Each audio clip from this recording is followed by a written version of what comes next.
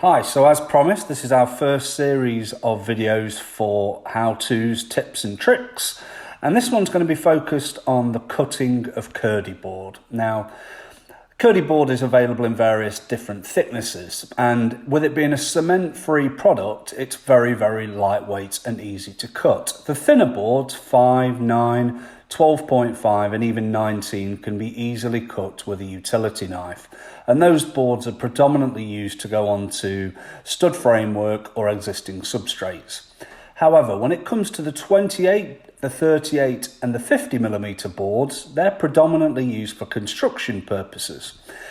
Now, in terms of cutting those, you can use a utility knife, but we're going to show you a range of tools which are probably better to use because they'll give you a neater cut, especially if you're making seats or vanity units and so on and so forth. So we'll show you these over a series of videos and hope you enjoy them. Thanks a lot. Bye.